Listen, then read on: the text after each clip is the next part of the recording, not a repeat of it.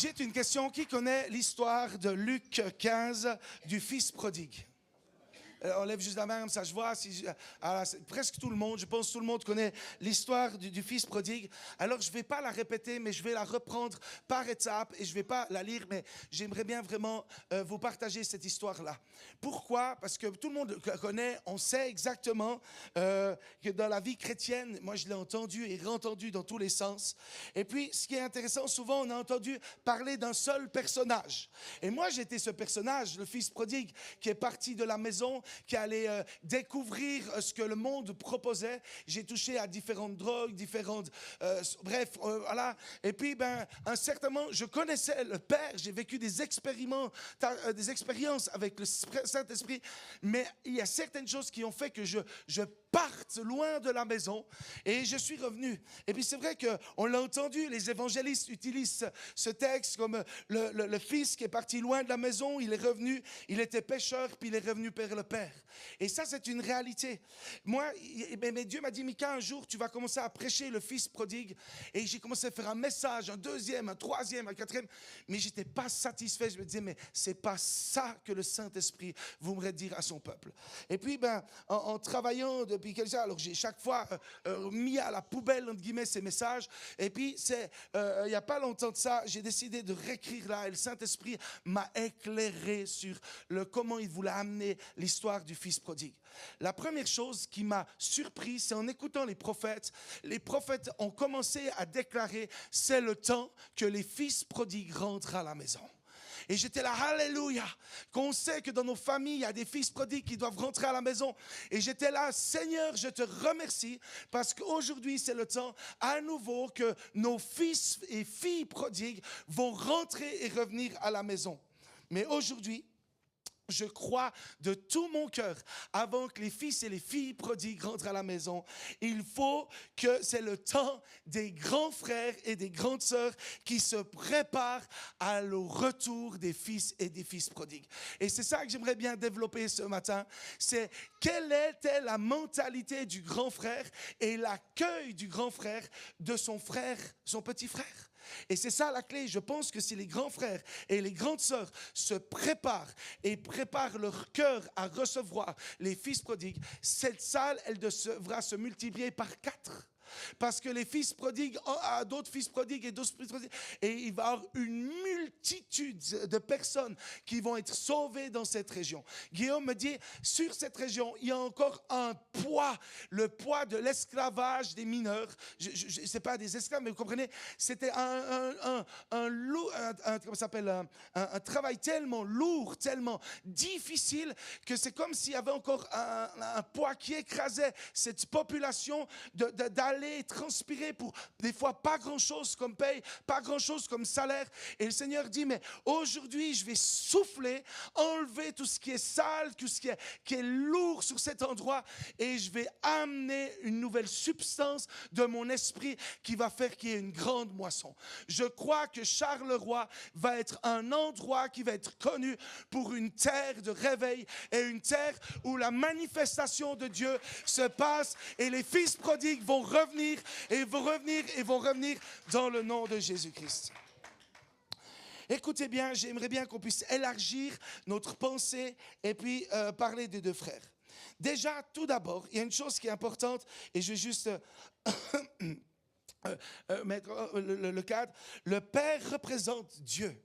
Le fils aîné représente les chrétiens, le fils prodigue, ceux qui sont éloignés de la maison de Dieu, et la maison représente le royaume de Dieu.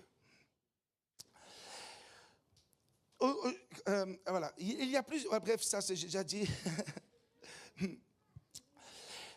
Dieu est un Dieu d'amour et il aime au-delà de notre pensée humaine. Je veux se sentir en sécurité. Se sentir en sécurité comme des fils et des fils dans les bras du Père est le but initial de la création de Dieu. Être dans la présence du Père, avoir un échange cœur à cœur avec lui est un but initiale de la présence de Dieu, de la création. C'était la création. Dieu nous a créés, pas pour qu'on soit des orphelins, mais qu'on soit en relation, face à face avec Dieu le Père et qu'on puisse être complètement environné de son amour. Le royaume des cieux, c'est l'amour, la joie, la paix et non les tribulations, non la peur, non l'insécurité, non l'anxiété. L'amour parfait, c'est l'essence même du royaume des cieux. L'amour parfait, inconditionnel pour tous et pour chacun. Il n'y a pas une personne sur cette terre qui ne doit pas être aimée de Dieu. Tous doivent être aimés de Dieu. Si tu n'es pas aimé de Dieu, j'ai une bonne nouvelle. Ce matin, on priera pour toi pour que tu puisses recevoir l'amour de Dieu. Nos voisins, même ceux qui nous cassent les pieds des fois parce qu'ils sont habités par d'autres personnages qu'on ne dira pas les noms, mais nous libérons l'amour de Dieu afin qu'il puisse être touché et que sa vie puisse être changée, qu'il puisse se repentir et changer de voie afin qu'il puisse reconnaître Jésus-Christ comme le Seigneur Sauveur et au-delà de ça, d'être le meilleur ami de tout le monde au lieu d'être un ennemi. Moi, je crois que l'amour qui coule dans un lieu amène le changement dans une région. Et dans ce lieu coule réellement l'amour. Et comme un père, comme ce monsieur, on sait que l'amour coule de lui. C'est un réel père. Ça déverse de son cœur. Et j'aime et honorer les pères. Donc, c'est des cœurs qui aiment réellement. Et pourtant, il y a une chose qu'il faut réaliser, nous sommes tous nés avec un cœur qui rejette l'autorité de Dieu, l'autorité parentale, recherchant l'indépendance pour faire ce qui est bon et ce qui est bon nous semble. Les seuls êtres humains qui ne sont pas venus avec un cœur rebelle et sans un cœur d'orphelin étaient Adam et Ève. Et je vais revenir au fils prodigue et puis à son grand frère. Depuis la création, ils possédaient, eux, Adam et Ève, un esprit d'adoption. Adam et Ève vivaient dans l'innocence, la joie, la révélation, leur relation pleine d'amour avec le Père. Mais ils ont préféré échanger leur cœur de fils à un cœur d'orphelin au moment qu'ils ont désobéi à Dieu. Quand ils ont désobéi à Dieu, ils ont échangé ce cœur, de cœur à cœur avec Dieu, à un cœur d'orphelin. Éloignés, séparés de Dieu. Même eux, ils avaient honte, ils ont dû se cacher de la présence de Dieu parce qu'à ce moment-là, quand le péché est venu, il y a quelque chose qui a switché dans leur cœur et ils se sont sentis éloignés de Dieu. À chaque fois que nous nous soumettons à notre propre volonté, en sortant des plans pour notre vie, avec un désir de s'accomplir par soi-même, il résulte toujours une division entre le Père et nous. C'est une réalité spirituelle. À peine que tu sors des plans de Dieu, à peine que tu décides de faire des choses par ta propre force ou pour te réaliser, il y a une division toujours entre toi et le Père. Toujours. Lorsque nous avons un cœur d'orphelin, nous avons ce sentiment de ne jamais être à la maison où vous soyez. La crainte de faire confiance. C'est difficile de faire confiance, d'être peur de toujours être rejeté, de s'ouvrir, d'ouvrir son cœur, d'être aimé ou d'être en amitié, de s'ouvrir envers les autres. Tu peux être né de nouveau, aller à l'église chaque semaine. Tu peux même être un prédicateur et puis de réaliser qu'en fait, tu es un orphelin.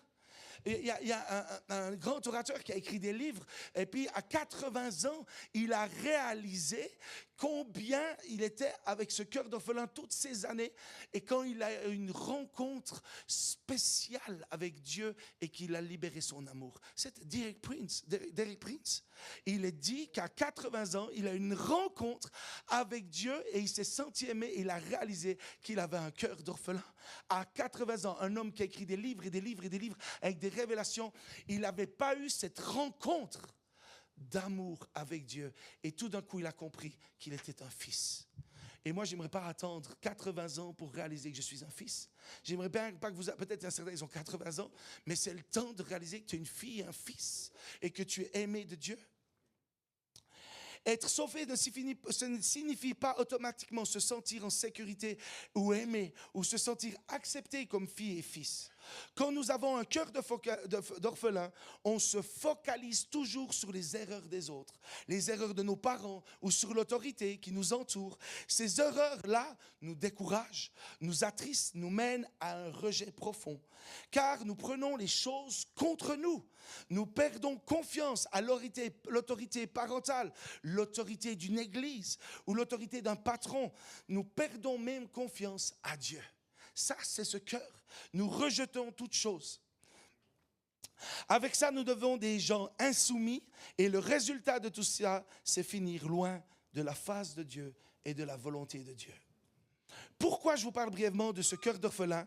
Parce que nous trouvons dans l'histoire de Luc 15, l'histoire du fils perdu ou peut-être l'histoire des deux frères et leur père.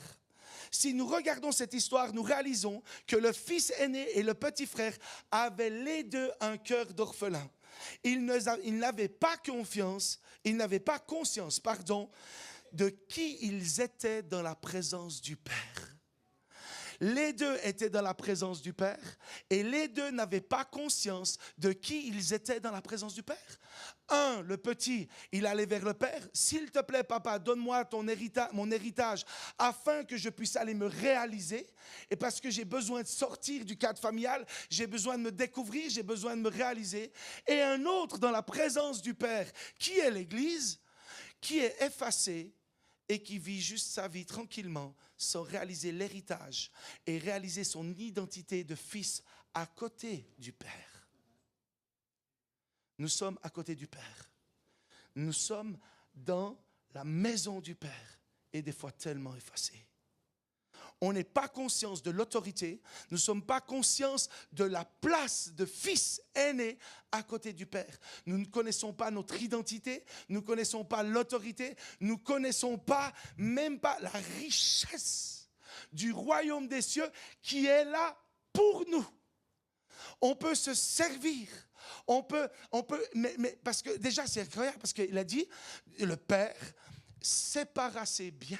Ce n'était pas seulement pour le fils, le petit frère, mais il a séparé ses biens, il l'a donné aussi à son grand frère. Mais le grand frère est resté et il n'a même pas pris part de l'héritage que le père lui avait donné. Il est resté effacé. Le petit frère vient vers le père avec un certain culot pour dire « Papa, j'aimerais bien vivre ma vie, j'ai juste besoin de me réaliser. Alors donne-moi ton héritage afin que je puisse aller vivre ma vie, que je puisse découvrir et que je puisse me découvrir. » C'est bien beau d'être à la maison, comme je l'ai dit juste avant. Je pense que le père a dû avoir un cœur complètement déchiré. En tout cas, moi, en tant que papa, si un de mes fils vient, j'ai 3 garçons, je me suis obligé de me présenter avant le début.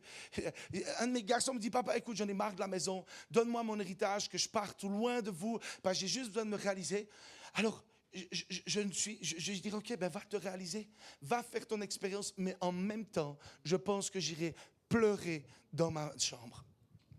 Et je pense que quand le père il a commencé à compter ses sous et séparer l'héritage, il a dû pleurer en sachant que son fils prenait une mauvaise décision et une mauvaise direction, mais il l'a libéré pour qu'il puisse faire son expérience. Nous sommes tous nés avec un cœur d'orphelin qui rejette l'autorité et qui recherche son indépendance, comme le fils, le petit frère, afin qu'on puisse se réaliser pour faire ce qui nous semble bon. En fait, ce qu'il faut comprendre, c'est que le cœur d'orphelin du petit frère crie tellement fort qu'il a dû s'éloigner de la maison. Alors, qu'est-ce qu'il en est du grand frère? Le frère aîné avait le privilège, comme je l'ai dit avant, de vivre dans la maison de père. Lui avait aussi reçu sa part, car il est dit dans la parole, comme je l'ai dit avant. La différence, c'est que lui, il est resté à la maison, mais tout en étant avec un cœur d'orphelin, car il connaissait pas la pensée du père pour sa propre vie. Et je crois de tout mon cœur aujourd'hui, c'est le temps de prendre conscience de la pensée originelle de Dieu qu'il avait pour notre vie et qu'on puisse dire, mais Père, mais pourquoi j'existe? Pourquoi tu m'as créé? Pourquoi tu m'as placé ma chère Francine à mes côtés qui est mon épouse? Quel est le rôle de notre couple? Quel est le rôle de ma famille? Comment veux-tu m'utiliser? Qu'est-ce que tu as déposé sur nous? Qu'est-ce qu'on peut donner? Comment on peut servir? Et toutes ces questions, des fois on est en couple, on s'aime. Le couple n'est pas là juste pour faire des bisous. Il n'est pas là juste pour partager un bon repas. Le couple n'est pas là juste pour vider notre cœur quand il est le cœur gros ou pour dire des belles choses. Le couple, quand Dieu a placé un couple, des personnes qui sont unies, il a une mission et cette mission, elle peut être d'un village. Mon beau-père, c'est le pasteur du village. C'est un agriculteur, il est aimé de tous, il parle dans la vie de tous. Et quand les gens ont besoin de parler, ils vont vers mon beau-père. C'est le pasteur de la région. Il a ce cœur pastoral, un bon paysan, des fois qui est un peu rude, des fois on a presque mal aux fesses à cause de ça, son 43, machin. Mais dans le sens, il a un cœur de père et ce cœur pastoral. Et il prend soin d'une région. Ça, c'est sa mission. Mais quelle est ta mission? Quel est ton rôle en tant que seul, en tant qu'époux et épouse? Et peut-être tu es célibataire et tu rêves. Vraiment, tu sais, il y a le don de célibat. C'est mal compris. Ce n'est pas quelque chose qui fait que tu reçois le don de célibat et puis tu ne vas jamais te marier. Non, c'est un don que Dieu donne pour combler le manque de ton époux, de l'épouse qui vient. Ça, c'est le don de célibat. Dieu, il sait qu'il y a un manque, alors il libère un don qui comble le manque en attendant que tu puisses rencontrer ton bien-aimé. Vous comprenez? S'il y a des gens qui souffrent parce qu'ils sont célibataires, il y a un don du ciel qui va venir combler le manque qui est en toi afin que ton célibat ne se vive pas mal, mais que tu puisses te découvrir, grandir, t'élargir et rentrer pleinement dans la volonté du Père et que tu puisses explorer les chemins extraordinaires. Et ce n'est pas le but de mon message, mais je pense que certains ont besoin d'entendre ça pour trouver une guérison et d'être comblés dans leur manque. Au lieu de chercher à être un fils dans la maison du Père, le fils aîné, ce fils aîné est resté blessé de la situation du départ de son frère. Oui, il est resté blessé. Tout ça, c'est écrit. On va regarder, écoute bien. Or, le fils aîné était dans les champs et lorsqu'il revient, il s'approcha de la maison, il entendit de la musique et des danses. Il appela un des serviteurs, il dit, mais qu'est-ce qui se passe ici? Le serviteur lui dit, ton frère est de retour et ton père a tué le veau engraissé parce qu'il l'a retrouvé en bonne santé. Le fils aîné se mit en colère et ne voulait pas rentrer. En voyant l'attitude du frère aîné, il se met en colère contre son frère. Il ne voulait pas rentrer dans la maison pour accueillir son frère. La colère dans une vie représente des blessures et des souffrances. C'est que ce frère aîné, s'il ne voulait pas rentrer, accueillir son frère, qui s'est mis en colère et qu'il est resté têtu sur le paillasson en disant « je ne rentrerai pas dans la maison », c'est qu'au fond de lui, il a été offensé et blessé. Offensé et blessé. En voyant cette attitude-là, parce qu'il n'avait pas pris sa place et qu'il avait un cœur d'orphelin, il n'était pas prêt à recevoir ce petit frère qui était perdu. Pour beaucoup trop de chrétiens sont comme ce grand frère aîné. Et ils ont été blessés par des situations. Oui, c'est vrai, nous pouvons tous être blessés. J'ai été blessé, on m'a blessé, c'est une réalité. Mais nous avons une chose extraordinaire et un cadeau, c'est que nous avons le consolateur qui s'appelle le Saint-Esprit. Et moi, j'aimerais bien vous inviter, même si vous êtes offensé, ne pas vous laisser offenser. Même si vous êtes blessé par certaines situations, mais s'il vous plaît, ne vous laissez pas blesser et ne vous laissez pas meurtrir et offenser. L'offense amène la division. L'offense amène, c'est même très violent, l'offense amène de l'amertume, du non-pardon. Et il est dit dans la parole de Dieu, si tu ne pardonnes pas, comment Dieu le Père pourra te pardonner? C'est la réalité. C'est le temps d'arrêter de se laisser offenser. Oui, ça arrive. On m'a dit des choses. Vous savez, j'étais sur le lit de mort. J'étais en train de mourir. J'ai reçu des paroles de personnes qui disaient, mais quand c'est que Mika, tu plieras le genou et que tu vas te repentir pour que la mort arrête de te toucher? Mon épouse, elle me connaît. Elle serait témoin. Je suis un homme qui me met en question et je suis prêt tout le temps à me repentir, à demander pardon à Dieu et à bouffer la poussière s'il le fait. Et puis différentes choses, des paroles. Mais vous n'avez pas idée. J'aurais pu me laisser blesser. Mais Seigneur, je l'ai béni. Amen. Point à la ligne. je vais de l'avant. Qu'est-ce que mon papa dit de ma vie? Tu peux dire que je suis un idiot. Qu'est-ce que mon papa dit? Je sais que l'amour du Père qui me visite et les paroles qu'il me dit vont au-delà de tout. Parce que ces paroles sont miraculeuses. Et quand il dit « Mika, je t'aime », ce n'est pas juste un mot qui dit « Mika, je t'aime », c'est une vie qui est percée par son amour. Ça prend vie. « Mika, je te guéris », ça prend vie. Quand on libère la guérison, ça prend vie. La vie, il y a la vie. La vie est la vie. Et nous, en tant que frères aînés, nous ne devons pas nous laisser offenser par les fils prodigues qui vont arriver. J'ai une bonne nouvelle. Les fils prodigues, il y a une grâce particulière sur leur vie. Ils vont rentrer et rapidement, ils vont servir. Ils vont rentrer, peut-être toi, tu as mis 15 ans pour vivre certaines délivrances, mais eux, en un instant, ils vont être libérés. Ils vont être baptisés du Saint-Esprit. Christophe nous parlait de son collègue à l'école. Le vent a soufflé à côté de lui, il l'a baptisé. D'un coup, ça va être comme ça avec les fils prodigues qui vont rentrer. Ils vont recevoir une portion du ciel rapidement et peut-être que même ils vont nous dépasser. Mais c'est une bonne nouvelle. C'est ça le réveil. C'est ça l'avancement du royaume de Dieu. Ça va nous dépasser. Et si nous restons dans notre offense, nous allons être des gens religieux, légalistes, contrôlants.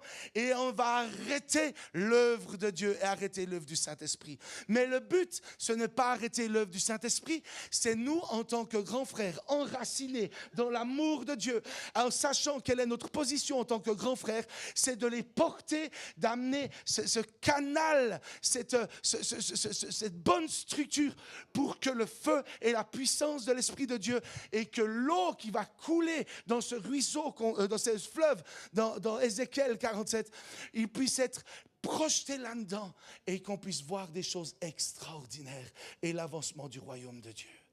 C'est pour ça qu'aujourd'hui, beaucoup trop dans l'Église de frères aînés ont encore ce cœur d'orphelin. Et beaucoup trop encore sont offensés de certaines situations. Et je pense de tout mon cœur que si nous voulons voir un réveil et une grande moisson et les fils prodigues revenir à la maison, nous devons recevoir la guérison dans notre cœur de toute offense. Et nous devons prendre notre place en tant que grands frères et ne pas rester sur le paillasson, mais d'aller les accueillir et de faire la fête. Le Père, il dit, mais tu peux te réjouir, le voilà, il était perdu, mais maintenant il est retrouvé et sauvé. Et je crois qu'il nous dit la même chose. Ne vous inquiétez pas, mes chers, parce qu'ils étaient perdus, maintenant ils sont sauvés. Allons ensemble faire la fête. Et Jésus nous prépare à une grande fête. Et pour rentrer dans la fête, pour rentrer dans sa présence, pour vivre ce réveil tant attendu, nous devons, nous, en tant que frères aînés, nous laisser guérir, nous laisser toucher en profondeur, que ce cœur d'orphelin, d'abandon s'en va et que notre cœur puisse être transformé en un cœur qui a rencontré réellement le Père et qu'on puisse être ses frères, sœurs, avec une position qui va recevoir, accueillir et envoyer. Le frère aîné est là pour recevoir et renvoyer. Il est à côté du Père. Et le fils prodigue va avoir une onction prophétique et évangélistique, comme on le dit, mais qui va amener la grande moisson. Alors, es-tu prêt, en tant que grand frère ou grande sœur, à recevoir ta guérison, à recevoir ta restauration, de pardonner les offenses du passé et de te lever pour accueillir tous les fils et les filles prodigues qui vont passer cette porte? J'aimerais bien qu'on puisse fermer les yeux et j'aimerais bien prier. Seigneur, je te remercie pour cette église. Je te remercie, ce n'est pas une simple église, mais c'est un endroit où le royaume de Dieu, où le ciel et la terre, il y a une rencontre entre le ciel et la terre et le ciel. C'est un endroit qui est une ligne directe entre le ciel et la terre. Et nous bénissons ce lieu parce que ce lieu n'a pas encore vu, et je ne parle pas forcément de ce lieu parce qu'il part une autre salle, mais en tant qu'église. C'est un endroit où il va y avoir des percées et encore des percées et encore des percées. Où les anges vont monter et descendre. Un endroit où Dieu aime venir se déverser et venir avec sa présence et sa gloire. Dans cet endroit, l'Éternel est venu et va encore venir et encore venir. Dans cet endroit, l'Esprit de Dieu aime se mouvoir. Et je vois vraiment cette chute d'eau, mais cette cascade, ce torrent qui est en train de venir sur cette région. Et il va venir balayer toutes les mauvaises choses, parce que quand il y a des inondations, ça balaye les ordures, ça balaye tout. Et je vois vraiment l'Esprit de Dieu qui va descendre avec puissance et fracas sur cette région. Il va pleuvoir et encore pleuvoir et encore pleuvoir et encore pleuvoir. Et une pluie du ciel, une pluie de guérison, une pluie de restauration dans le nom de Jésus-Christ. Mais en même temps, il y a un appel que vous, en tant que fils aîné, de prendre votre place. Et j'aimerais bien, si tu voudrais prendre ta place en tant que fille ou fils aîné, de te lever rapidement là où tu es. Maintenant, en faisant comme un signe, je veux être ce fils, ce frère aîné qui va accueillir maintenant les fils prodigues. Et en te levant maintenant, nous déclarons dans le nom de Jésus-Christ que toute offense, tu es guéri maintenant dans le nom de Jésus. Je vois vraiment des cœurs être touchés, lavés, vraiment ce côté d'offense qui est en train de s'enlever. Il y a une guérison dans les cœurs qui est en train de venir, quelque chose d'extraordinaire. Et il y a une onction pour accueillir ceux qui sont perdus. Et je te remercie, Père, parce que tu es en train de guérir, parce que tu es en train d'amener vraiment quelque chose de tout particulier dans les cœurs. Et je te demande, Père, de leur donner encore un enracinement plus fort, plus solide, afin que quand la tempête, elle va venir souffler, Seigneur, ils ne soient pas déstabilisés. Merci pour les personnes de mauvaise vie qui vont rentrer dans ce lieu et nous les accueillons dans le nom de Jésus-Christ. Merci pour les toxicomanes, les alcooliques, les hommes violents, les femmes qui ont été blessées ou même peut-être violentes. Seigneur, je te remercie pour toutes ces personnes de mauvaise vie qui vont changer de vie et qui vont te recevoir dans le nom de Jésus. Amen. Amen. Je vous donne juste une histoire. Un jour, vous pouvez juste vous asseoir. Un jour, j'étais dans la rue et il y avait des rastamans, des gars avec des grandes rastas qui écoutaient du reggae, ils fumaient des joints, ils buvaient des bières. Puis je me promène, puis je me dis, est-ce que je peux parler 2 secondes avec vous? Et puis je dis, mais écoutez, vous savez, moi j'aime Jésus. Et je sais que Jésus vous aime aussi et il aimerait bien faire quelque chose de particulier pour vous. Puis un gars, un rasta, il me dit, écoute man, moi je suis défoncé, vraiment, etc. Puis il était vraiment... là. Je dis, écoute, tu sais, je veux dire, ton joint, je le connais, j'ai ça, mais moi j'ai quelque chose, une substance bien plus violente que ta drogue. Quelque chose qui va amener de la joie en toi, qui va te transporter dans quelque chose de particulier. Puis il me dit, ouais, ben vas-y. Puis je dis, ben écoute, Saint-Esprit, j'ai dit, Saint-Esprit, tu le touches et tu le remplis maintenant et qu'il puisse être visité. Et le gars, il a reçu le Saint-Esprit. Il était complètement sorti de son délire de la drogue. Et puis il était, oh, wow, c'était incroyable comme ça. Et puis je suis parti. Et plusieurs mois plus tard, j'entends dans la rue, pasteur, pasteur, pasteur. Et je me retourne et c'était cet homme. Et il me dit, je veux vous dire une chose. Vous avez prié pour moi. Et depuis ce jour-là, j'ai couru d'église en église pour retrouver cette substance que j'avais visitée.